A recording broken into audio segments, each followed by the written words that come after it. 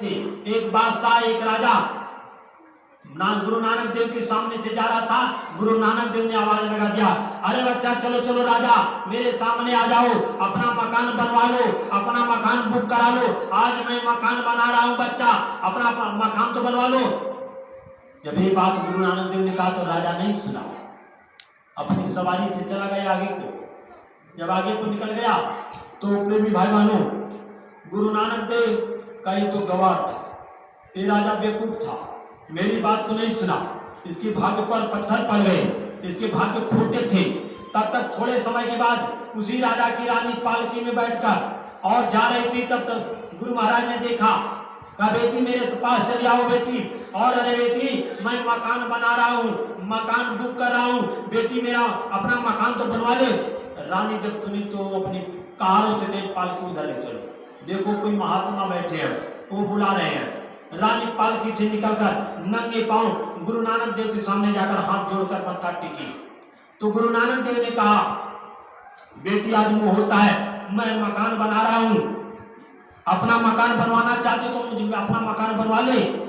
तो रानी ने कहा महाराज तो इसके लिए करना क्या होगा?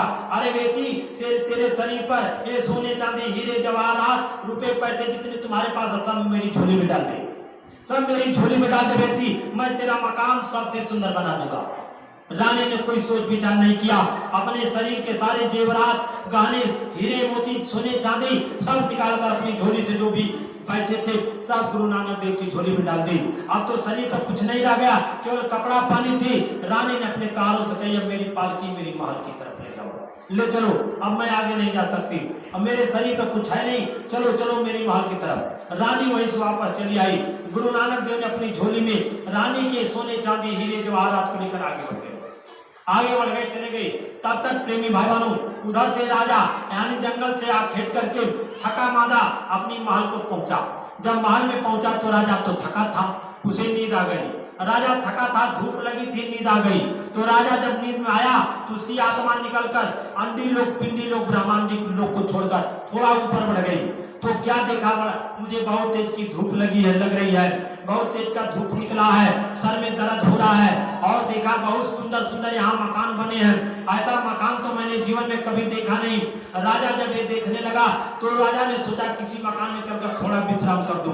तो जब मकान के पास जाने लगा तो वहां के द्वारपालों ने कहा, यहाँ अपने मकान की तलाश करो, दूसरे के मकान में कोई नहीं रहता। राजा तलाश करते करते आगे बढ़ गया। जब लास्ट में अंतिम पहुंचाते बहुत सुंदर आलीशान मकान दिखाई दिया। उस मकान पर रानी को उसके रानी का नाम लिखा था। कहा ये तो मेरी रानी का नाम है और इसमें तो कोई मना नहीं करेगा, मैं अपनी रानी के मकान में चलकर विश्राम करूंगा। तब तक वो अपने रानी के मकान में महल में प्रवेश करना चाहा, वहां के द्वारपालों ने धक्का मारा। तब तक राजा की नींद खुल गई। जब धक्का लगा तो राजा की नींद खुल गई। राजा अपनी रानी को बुलाया, कहा मेरे पास आओ। रानी फौरन दौड़ कर गई, कहा मैंने एक स्वप्न देखा कि सच्चा देखा। क्या मैंने देखा? लेकिन मुझे नींद में मैंने अंडी पिंडी ब्रह्मांडी लोग के परे चला गया था, मुझे बहुत तेज की धूप लग रही थी, मुझे थकान हो गई थी, सर में दर्द हो रहा था और मैं किसी मकान या आराम करने के लिए जा रहा था तो कोई ने जाने नहीं दिया।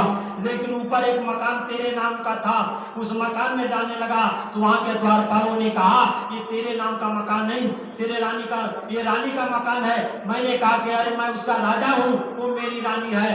द्वारपालों ने कहा था मर गया राजा, मर गई रानी, खत्म हुई कहानी। यहाँ न कोई राजा है न रानी है, यहाँ जिसका नाम है बस उसका काम है। तो मुझे धक्के मारकर बाहर निकाल दिया। रानी ने कही महाराज आप रास्ते से जा रहे थे तो कोई महात्मा मिले आपको? कहा एक महात्मा, एक साधु तो था, मिट्टी रोड़ा उछल रहा था और वो बुला रहा था, लेकिन मैंने उसकी बात को नहीं सुना। कहा महाराज आपने बहुत बड़ी चूक कर दी, महात्मा की बात को नहीं सुना, महात्मा के वचन पर आपने ध्यान नहीं दिया, बहुत बड़ा धोखा हो गया महाराज। कहा हुआ क्या? कहा वही महात्मा मुझको बुलाए और मेरे से कहा, मैंने अपने शरीर के सारे जवरात गहने निकालकर महात्मा की झोली में डाल दिया और उन्होंने कहा जा बेटी तेरा मकान बन गया, अब अपने मकान में तू सुख करेगी, आजाद रहेगी। गुरु महाराज ने कहा बच्चा अपनी कमाई से निकाल कर मेरी झोली में डाल दो बच्चा, मैं तेरा मकान बना रहा हूँ। उस वक्त मकान बन रहा था। कहाँ मकान बन रहा था? तब तो हम आपने ध्यान नहीं दिया। आज मकान की सेवा देकर क्या करेंगे? आज गौ सेवा देकर क्या करेंगे? आज भंडारे की सेवा देकर क्या करेंगे? बताओ। करो, मैं मना नहीं कर रहा हूं। यहाँ प्रेमी आ रहे हैं, ये गुरु महाराज का चिन्ह बन रहा है, इसमें लगाओ, लेकिन ये कहो कि आपका मकान बुक हो जाए। अब कोई माई का लाल आपका मकान नहीं बना सकता, इनके सिवा कोई माई का लाल पैदा नहीं है जो आपका मकान उधर बना दे। तो गुरु महाराज तो मकान बना रहे थे, गुरु महाराज तो आपका चिन्ह बना रहे थे, गुरु महाराज तो आपके लिए यानी आत्मा के ठहरने का स्थान चयन कर रहे थे। उसमें चूक हो गई, धोखा हो गया। ऐसे प्रेमी भाई बहनों, एक एक बात गुरु की याद करोगे। गुरु महाराज ने कहा था, सारी बातों को चेताया था, तब जाकर गुरु खुश होते हैं। लिखना पड़ा, गुरु अरे रिझाना रिझावला कवन गुणवा से, इनको खुश करने के लिए कोई छतंत इकट्ठा करो। फिर आगे बताया, एक बार ब्रह्मा पग धोने जब बामन अवतार, इनके पैर को धोने के लिए ब्रह्मा पर चल पड़े। जिनकी हम आप पूजा करते हैं वो ब्रह्मा इनके पैर को धोने के लिए ललायित हो गए, लेकिन मौका नहीं मिला, ये मिले नहीं उनको। और बताओ कैसे ब्रह्मा पैर धोए? का एक बार ब्रह्मा पग धोने के लिए ललायित थे, जब बामन अवतार दूजे सिया के देखे, जनक ले लय चरण पखार, केवट से सेती में धोवावला कमन गुणवा से। आए प्रेमी भाई बहनों, त्रेता का जब जुग लगा तो केवट के पास जब पहुंचे तो केवट इनके पैर को धोने के लिए मचल गया कि इन्होंने कहा नहीं ऐसे नहीं। तो बिन तब केवट का, प्रभु मैं आपकी मर्म को जानता हूं, मैं आपकी मर्म को जानता हूं, आपकी महिमा को जानता हूं। तो प्रभु ने कहा कि मेरी महिमा तुम क्या जानते हो? का चुवट शिला भाई नारी सुहाई, का स्वामी ये चरण से पत्थर टकराकर तो सुंदर नारी बन गई। ये चरण कर राउर महिमा हम जानीला, ये चरण में बहुत बड़ा ताकत और पावर है। ये चरण से जो टकरा जाओगा जन्नत होकर बन जाओ, उसके लिए जन्नत मिल जाए, ये चरण से टकराने की जरूरत है। प्रभु एक बार मौका दे दीजिए, मैं इस चरण को धोना चाहता हूँ, और धोकर प्रभु इस चरण को धोकर मैं पीऊंगा। अगर चरण धोने से पीने से मेरे शरीर में कुछ नहीं होगा तब तो नौका पर बैठाऊंगा, अगर मेरे पीने से कुछ हो गया तो नौका पर नहीं बैठाऊंगा। अगर सरकार ये चरण से के टच से हमारी नौका नारी बन जाए तो हमारी तो रोजी रोटी चली जाएगी। डर है प्रभु मुझको, जब पत्थर टकराए के नारी बन सका था, ये तो काठे की नैया है। केवट बता रहा है, नैया काठे का ही, नैया काठे का है, खेवैया घाटे का है। का सरकार ये हमारी काठे की नैया है, हमें घाटे का खेवैया प्रभु, हमारी रोजी रोटी मत डुबाइए। ये बड़ा संकोच में फंस गए। प्रेम, ऐसा प्रेम होता है, प्रेम की वशीभूत होकर ये मचलने लगे। अब मैं क्या करूं?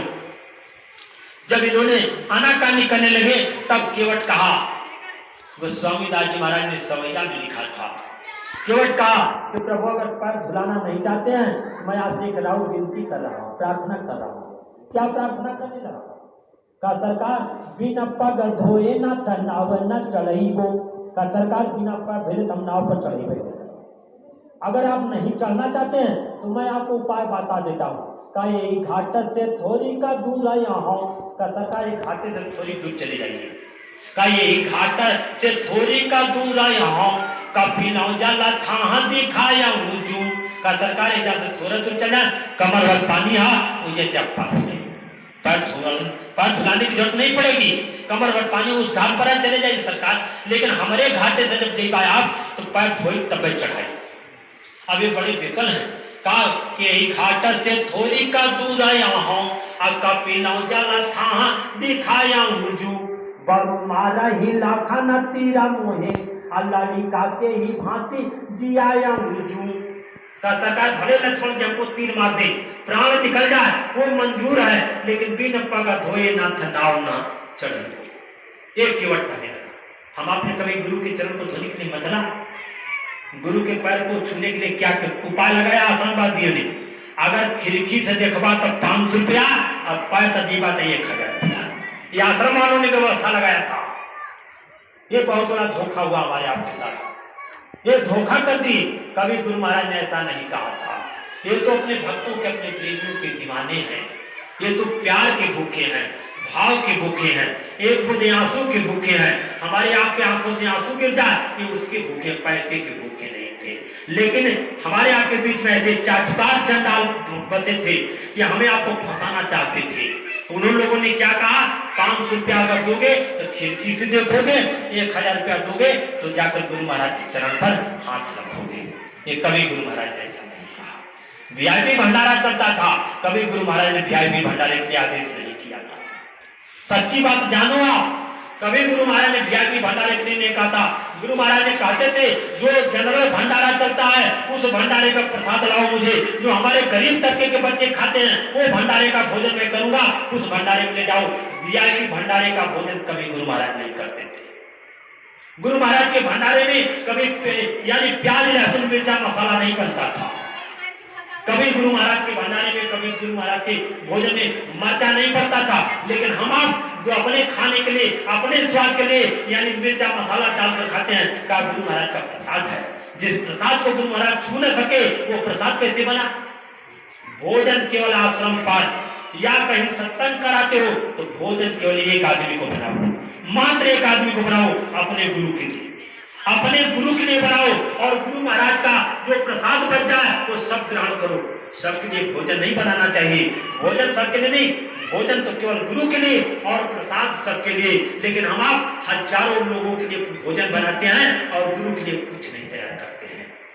मर्चा डाल देते हैं, मसाला डाल देते हैं, गरम चीज पका कर बनाते हैं जिसको गुरु अर्पण नहीं करते हैं। सोचो प्रेमी भाई बहनों, कैसी दया मिलेगी? कभी अनुभव किया?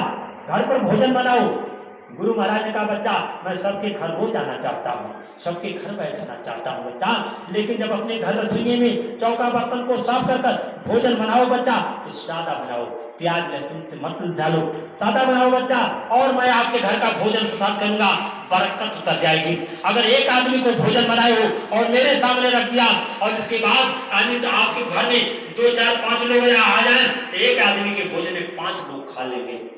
कभी सोचा आप लोगों ने? द्वापर के युग में दुर्वासा ऋषि ने जब द्रौपदी से कहा मैं इतने साधु हूँ, आ रहा हूँ वापस और भोजन करूंगा, द्रौपदी ने जब पात्र को देखा तो कुछ नहीं था, एक दिन का एक चावल था। वक्त के मालिक को याद किया और वक्त के मालिक ने जाकर एक चावल को खाया और पूरे हजारों साधुओं का पेट भर दिया। ऐसे ही समर्थ गुरु को आप भोग लगाओ, प्रसाद चढ़ाओ और आपके घर में अन्न की कमी होगी, अन्न का भंडार हो जाएगा, बरकत उतर जाएगी, दया उतर जाएगी। लेकिन कभी नहीं पाते। गुरु महाराज ने कहा बच्चा तुम्हारे घर में अगर जो बखार होता है, कोठिला होता है, उसमें ऊपर से जो 2 क्विंटल 1 क्विंटल यानी अनाज डाल दो और नीचे से निकाल कर खाते रहो, ऊपर से मत खोलना बच्चा कभी। जय गुरुदेव उस ऊपर से कोठिले में अनाज भर के, चावल गेहूं भर के ऊपर जय गुरुदेव लिख कर छोड़ देना बच्चों, और नीचे से निकाल कर खाते रहो बच्चा, खाते रहो। ऊपर खोलने की कोशिश मत करना, लेकिन ऊपर खोलोगे तो भंडार खाली हो जाएगा, नीचे से खाते रहो। देखो कितने दिन चलता है, आपको अनुभव हो जाएगा। 1 महीने 2 महीने 4 महीने 6 महीने के लिए जो राशन रखा है सालों साल चलेगा।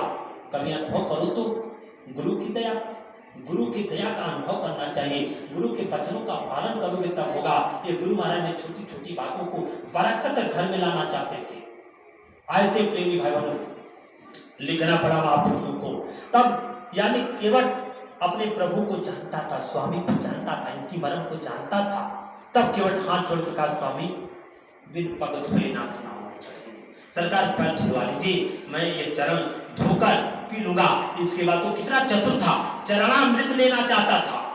और केवट जब देखा इन्होंने, प्रभु ने देखा विवश कर दिया, वो केवट विवश कर दिया इनको, भाव में प्रेम में इतने पागल हो गए, पैर को आगे बढ़ा दिया।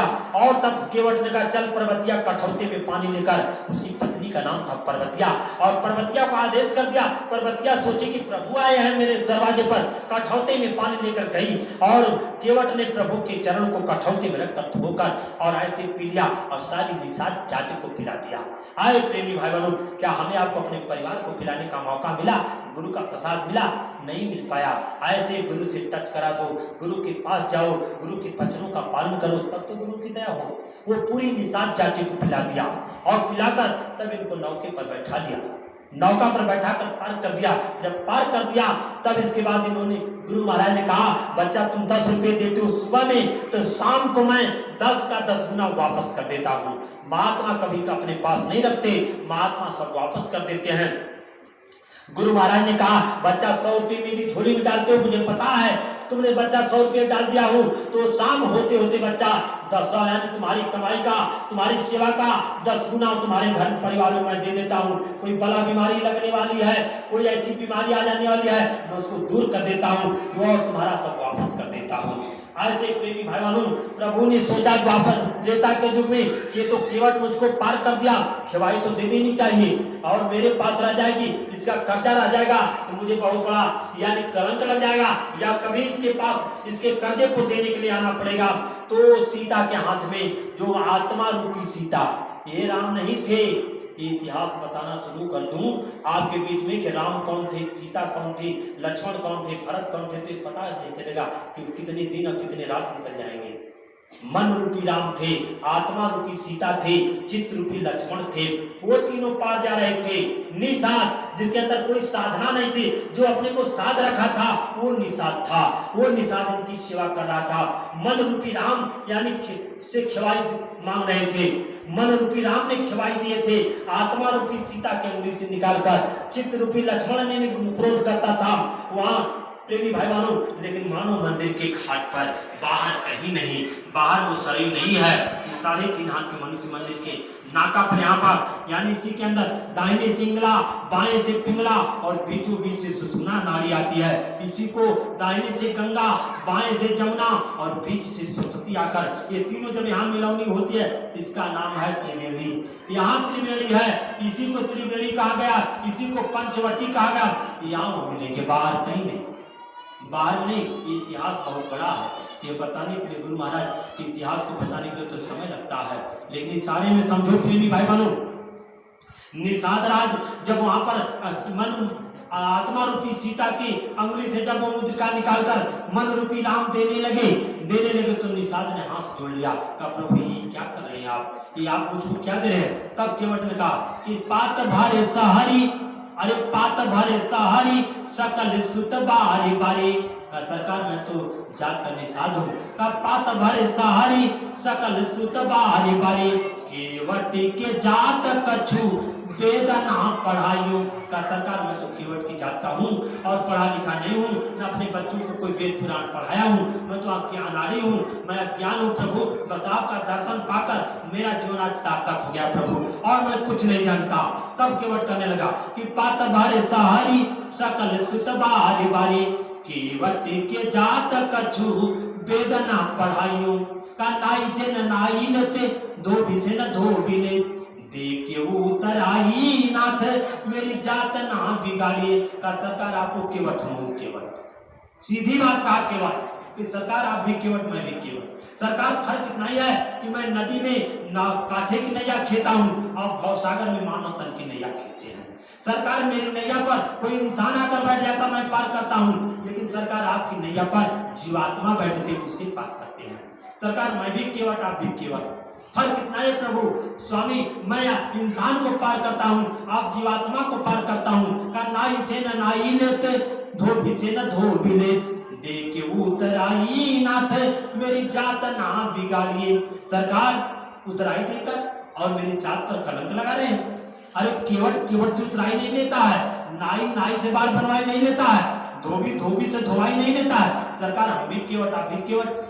सरकार फर्क इतना ही है, हमें जीव हूँ आप स्वामी हो, या जीवात्मा जिस दिन भजन करके आपके देश में जाएगी तो हमारे आप में कोई फर्क नहीं होगा। तो गुरु महाराज ने कहा बच्चा जब भजन करे जीवात्मा यानी अपने देश को जाती है, अपने लोक को जाती है, तो स्वामी और जीव में कोई फर्क नहीं होता है। यह जीव हंस स्वरूप हो जाता है, स्वामी स्वरूप हो जाता है, अपने पिया स्वरूप हो जाता है, अपने प्रीतम स्वरूप हो जाता है, तो कोई फर्क नहीं रह जाता है। यही केवट कहा सरकार आज मेरे घाट पर हो, मैं आपको पार कर दिया, आगे सरकार एक दिन मैं आपके घाट पर लगूंगा, वो दिन सरकार पहचान करने में आना कानी मत करना, मुझे भी पार कर देना। ये वचन दे दिए जाओ केवट मैं पार कर दूंगा।